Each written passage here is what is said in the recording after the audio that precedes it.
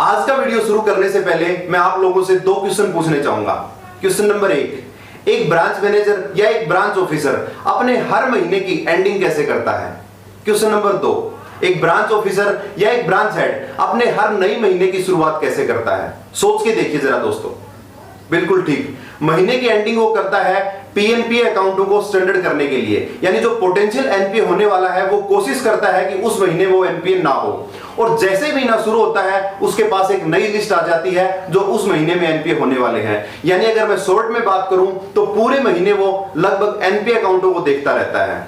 दूसरा, जैसा हमने पहले वीडियो के अंदर डिस्कस किया था कि एनपीए का नाता एक बैंकर के साथ शुरू से लेकर लास्ट तक चलता है, यानी जब उसकी जॉब स्टार्ट होती है और उसके रिटायरमेंट तक उसको एनपीए फेस करना पड़ता है। लेकिन इस कोविड सिचुएशन के कारण बहुत सारे लोगों की जॉब गई है, बहुत सारे बिजनेस डाउन हुए हैं, जिसके कारण बैंकिंग इंडस्ट्री को आने वाले टाइम के अंदर बहुत सारा एनपीए फेस करना पड़ेगा।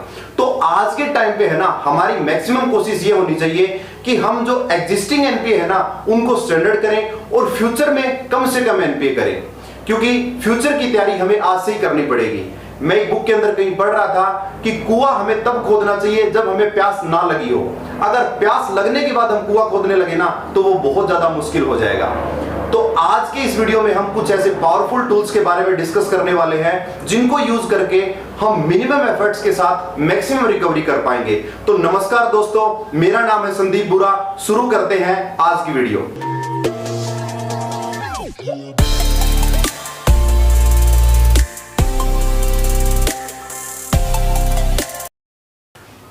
तो आज जो रिकवरी टूल हम डिस्कस करने वाले हैं उनको आप काफी टाइम से यूज कर रहे हो, लेकिन आज की वीडियो में हम उनको थोड़ा सा डिटेल से समझेंगे ताकि मिनिमम एफर्ट्स के साथ अपनी मैक्सिमम रिकवरी हो पाए। तो सबसे पहले कुछ कॉमन पॉइंट हम डिस्कस करेंगे जो आपको हर एक अकाउंट के अंदर अप्लाई करने हैं। उसके अंदर 4 पॉइंट बहुत जरूरी हैं, जैसा हमने अपने पहले वीडियो के अंदर डिस्कस किया था। अगर आपने वो वीडियो अभी तक नहीं देखा है, उसमें हमने एनपीए के बारे में काफी कुछ डिटेल से बताया था, तो उस वीडियो को आप एक बार जरूर देखिएगा। तो 4 पॉइंट जो मैं आपको बता रहा था, सबसे पहला काम आपने करना है कि एनपीए फाइल को एक बार आपने अच्छे से रीड आउट करनी है। दूसरा काम क्या करना है ना, जो बहुत जरूरी है, रीड आउट करने के बाद आपने हर एक अकाउंट का एक एनपीए डाटाबेस तैयार करना है। ये डाटाबेस बहुत जरूरी है और उस क्या डाटाबेस के अंदर है उसका लिंक भी हमने डिस्क्रिप्शन में दे दिया है, जहां से आपको वो एनपीए डाटाबेस मिल जाएगा। नंबर 3 काम आपने क्या करना है ना, उस एनपीए अकाउंट का रीजन पता करना है कि वो एनपीए होने का रियल रीजन क्या है। अगर रीजन आप पता कर पाए ना तो रिकवरी करना हमारे लिए आसान हो जाएगा। और नंबर 4 पॉइंट आपने क्या करना है ना, जो भी रिकवरी टूल्स है ना वो आपने बोरोवर के साथ साथ को बोरोवर के ऊपर, गारंटर के ऊपर, सभी पार्टनर्स के ऊपर, सभी डायरेक्टर्स के ऊपर अप्लाई करना है। ऐसा नहीं है कि वो पॉइंट खाली बोरोवर के लिए है। तो सबसे पहले बात करते हैं पहले रिकवरी टूल की, जिसको आप लोग यूज भी कर रहे हो। जब भी हमारा कोई अकाउंट एनपीए होता है, सबसे पहले हम क्या करते हैं, हम उसको टेलीफोन लगाते हैं। तो आज हम बात करेंगे कि सही से फोन पे बातचीत कैसे की जाए। इसमें आपको कुछ पॉइंट बहुत जरूरी हैं जो जरूरी ध्यान में रखने हैं। नंबर 1 चीज, हमें प्रोफेशनल वे में बात करनी है। सोच के देखिए जरा दोस्तों, जब हमसे कोई पैसे उधार ले लेता है तो जब हमें वो मिलता है तो हम उससे सबसे पहले क्या बोलते हैं? हम उसको ये तो नहीं बोलते कि यार मैंने तेरे को 10,000 रुपए दिए थे, कब तू मेरे को देगा। हम सबसे पहले उसका हालचाल पूछते हैं और उसके बाद उससे पैसे की बात करते हैं। तो यहां भी हमें यही करना है कि पहले उसके बारे में, थोड़ा सा उसकी जॉब के बारे में, उसकी फैमिली के बारे में, हेल्थ के बारे में हमें बात करनी है, और फिर उसे बोलना है कि मैं इस ब्रांच से बोल रहा हूं और आपका सो एंड सो अकाउंट हमारे पास चल रहा है, उसकी कुछ किस्त ड्यू है या वो अकाउंट एनपीए होने वाला है। 1 नंबर चीज। 2 नंबर काम आपने क्या करना है ना, कुछ बातें बोरोवर को जरूर याद दिलानी है। नंबर 1 चीज उसके अंदर क्या हो सकती है, आपने उनको बताना है कि नॉर्मल वे में आपको अगर 8% रेट ऑफ इंटरेस्ट लग रहा है तो एनपीए होने के बाद आपको पैनल 2% इंटरेस्ट एक्स्ट्रा लगना शुरू हो गया है, यानी अब आपको लगभग 10 से 11% इंटरेस्ट लग रहा है, जो कि बहुत ज्यादा है, तो वो आपका नुकसान है। दूसरी चीज आपने उनको बतानी है कि अगर अकाउंट एनपीए हो गया, आपकी किस्त नहीं आ रही है टाइम पे, तो आपका सिविल खराब हो रहा है, आपका क्रेडिट स्कोर खराब हो रहा है, तो फ्यूचर में आप लोन लेने जाओगे तो आपको दिक्कत होगी। अगर पहली बात तो लोन मिलेगा नहीं, अगर मिलेगा तो बहुत ज्यादा रेट ऑफ इंटरेस्ट पे आपको मिलेगा। तीसरी चीज आपने उनको जो बतानी है वो ये बतानी है कि अगर अकाउंट एनपीए हो गया तो बैंक उस पर लीगल प्रोसीडिंग शुरू करेगा, कभी वकील को हायर करेगा, कभी डीआरटी के अंदर केस लगाएगा, कभी सरफेसी एक्शन लेगा, तो उसके अंदर जो लीगल खर्चे होने स्टार्ट होंगे ना वो भी आपके अकाउंट में ऐड होते हुए चले जाएंगे। तो आपने क्या करना है ना, इस अकाउंट को जितना जल्दी हो एनपीए से निकाल लेना है। दूसरी चीज, बार बार हम आपको फोन करेंगे, कभी आपकी विजिट पे आएंगे, कभी आपके मोहल्ले के अंदर आएंगे, तो वो चीजें मेरे हिसाब से आपको भी ठीक नहीं लगेंगी। और इन द लॉन्ग टर्म अगर आप अकाउंट को ठीक नहीं कर पाए तो आपकी कोई प्रॉपर्टी वगैरह है तो वो भी बैंक सेल आउट कर देगा। अब हम बात करते हैं दूसरे रिकवरी टूल के बारे में। जब हम फोन कॉल कर लेते हैं उसके बाद हम क्या करते हैं, उसके बाद हम उस अकाउंट की विजिट करते हैं। तो विजिट के अंदर आपने कुछ पॉइंट जरूर ध्यान में रखने हैं। सबसे पहले हमें यह देखना होगा कि हमारा विजिट का पर्पस क्या है, उस पर्पस को हमें जरूर याद रखना है। इसके लिए आपका डाटाबेस आपको बहुत काम आएगा, जिससे आपको फाइल निकालने की जरूरत नहीं पड़ेगी और फाइल को साथ ले जाने की जरूरत नहीं पड़ेगी। उस एनपीए डाटाबेस से आपको यह पता लग जाएगा कि इसमें बोरोवर कौन कौन है, किस काम के लिए इसको लोन दिया गया था, क्या प्रॉपर्टी हमारे पास है और करंट में इसकी क्या सिचुएशन है, वो सब आपको डाटाबेस से पता लग जाएगा। इसके साथ साथ आपने क्या करना है ना, जो पॉइंट आपने उसको फोन के ऊपर बताए थे ना, वो मिलकर दोबारा से एक बार आपने उससे डिस्कस करने हैं कि अगर अकाउंट एनपीए हो गया तो क्या क्या नुकसान आपका होने वाला है। इसके अंदर एक काम और बहुत जरूरी वो ये है कि आपने आस पड़ोस से, पड़ोसियों से जरूर मिलना है और पूछना है कि इनके जॉब के बारे में, उनके बिजनेस के बारे में क्या चल रहा है। तो थोड़ा बहुत पड़ोसी आपको उसको जरूर बता देंगे। एक आपको क्या करना है ना, जो उस मोहल्ले में, उस गली में जो किराना की दुकान है ना, वहां पे आपने जरूर विजिट करनी है। और वहां से क्या होगा ना, मोटी मोटी डिटेल आपको पता लग जाएगी, क्योंकि वहां पे गली मोहल्ले के सारे लोग आते हैं जो रात को, शाम को डिस्कस करते हैं उस चीज के बारे में। तो वहां से आपको कुछ ना कुछ लीड जरूर मिल जाएगी।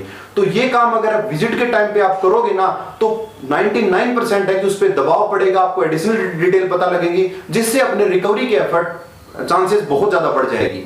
एक काम और क्या कर सकते हो, अगर आप सीसी अकाउंट की विजिट पे जा रहे हो या बिजनेस कोई अकाउंट की विजिट पे जा रहे हो, तो आप स्टॉक स्टेटमेंट या उस बिजनेस की थोड़ी सी डिटेल जरूर लेके जाएं, ताकि आपको विजिट पे पता लगे कि क्या क्या स्टॉक मेरे को देखना है, क्या क्या चीजों को मेरे को ध्यान में रखना है। तो अगर ये सारे काम किए जाएंगे ना, तो आपकी विजिट सक्सेसफुल रहेगी, आपको बार बार विजिट करने की जरूरत नहीं पड़ेगी। एक ही विजिट में आप बहुत सारी जानकारी जुटा लोगे, जिसके कारण अपनी रिकवरी के चांसेस बढ़ जाएंगे। अब हम बात करते हैं थर्ड रिकवरी टूल के बारे में, जिसका नाम है फॉलोअप। तो टेलीफोनिक टॉक के बाद, विजिट के बाद हमारा क्या काम रह जाता है, हमारा काम अब बचता है फॉलोअप का। अब फॉलोअप का मेन मकसद क्या है, जो कमिटमेंट उसने फोन पे किया या विजिट के टाइम पे किया ना, वो उसको याद दिलाने का है। इसका क्या मतलब है, मान लेते हैं विजिट के टाइम पे वो बोलता है कि आने वाले महीने की 10 तारीख को मैं पैसे जमा कर दूंगा, तो हमारा ये काम बनता है कि हम अपने एनपीए प्रोफाइल में उस 10 तारीख को नोट कर लें और थोड़ा सा याद रखें कि 10 को उसको फोन करना है।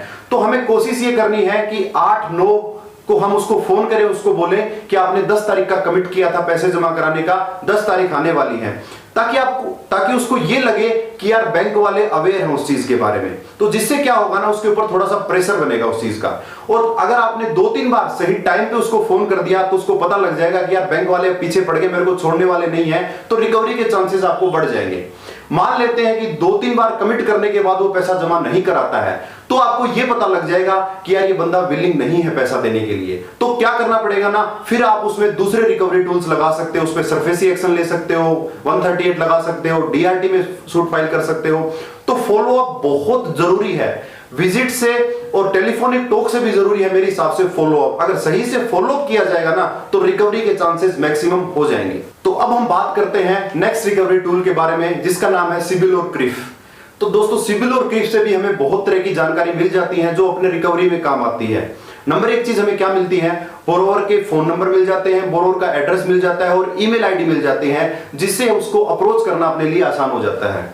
दूसरी चीज हम सिबिल में जो देख सकते हैं वो ये देख सकते हैं कि कितने बैंकों से इसके करंट में लोन चल रहे हैं, कितने क्रेडिट कार्ड चल रहे हैं, जिससे क्या पता लगेगा ना, हमें पता लगेगा कि दूसरे बैंकों में इसकी हिस्ट्री क्या है या दूसरे बैंकों के अकाउंटों को ये कैसे रन कर रहा है। मान लेते हैं कि वहां भी अकाउंट एनपीए है, तो हमें थोड़ा सा और ज्यादा फोकस करना पड़ेगा, लीगल एक्शन को बढ़ाना पड़ेगा, ताकि अपनी रिकवरी जल्दी से जल्दी आ जाए। अगर दूसरे बैंकों में उनके अकाउंट स्टैंडर्ड हैं, तो ये बात हम बोरोवर को बोल सकते हैं कि आपके फला फला बैंक के अंदर अकाउंट ठीक चल रहे हैं, तो हमारे अकाउंट को आपको अपग्रेड करने में क्या दिक्कत है। एक चीज आपको सिबिल से और पता लग सकती है, वो ये पता लग सकती है कि लेटेस्ट इनकी सिबिल कब जनरेट हुई है, जिससे क्या पता लगेगा ना कि बोरोवर कहीं और से अप्रोच कर रहा है या नहीं कर रहा है लोन लेने के लिए।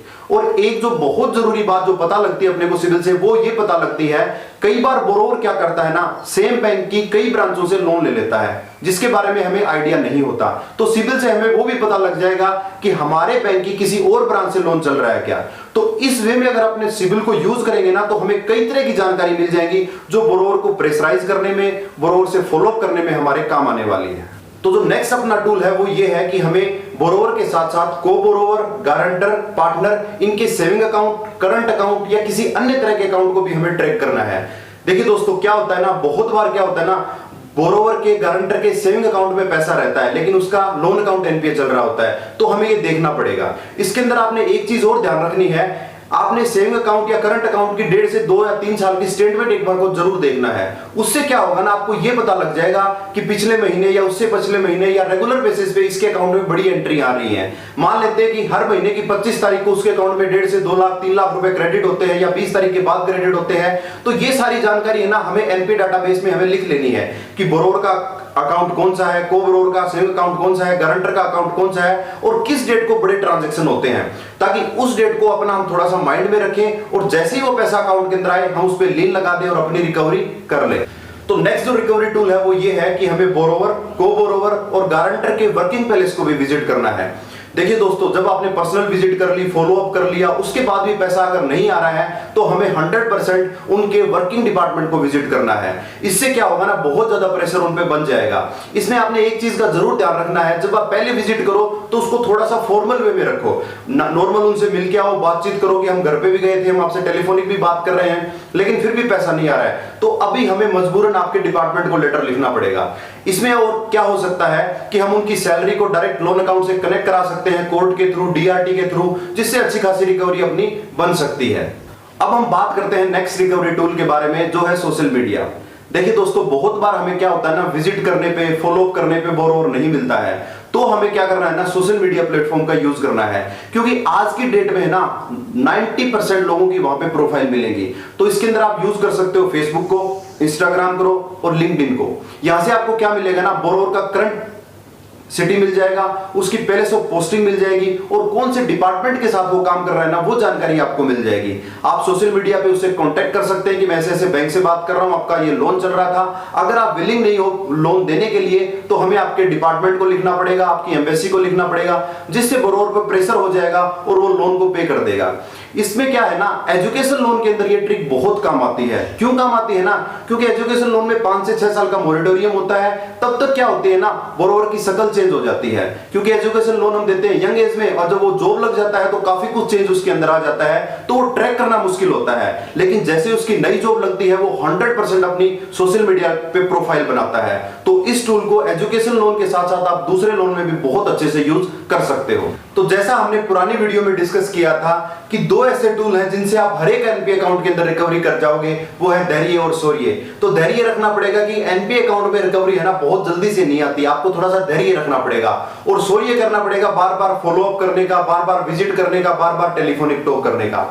तो दोस्तों, अगर ये वीडियो आपको पसंद आई हो, आपको लगा हो कि इन टूल्स को यूज करके आप रिकवरी कर पाएंगे, तो इस वीडियो को लाइक जरूर करें, अपने बैंक वाले दोस्तों के साथ इसको शेयर जरूर करें और आने वाले टाइम में हम ऐसे बहुत से पावरफुल वीडियो बनाने वाले हैं जो आपको बैंकिंग इंडस्ट्री में और नॉर्मल रूटीन लाइफ में भी काम आने वाले हैं। तो इस चैनल को सब्सक्राइब जरूर करें ताकि आपको वो वीडियो की जानकारी तुरंत मिल जाए। मिलते हैं नेक्स्ट वीडियो के साथ। Thank you.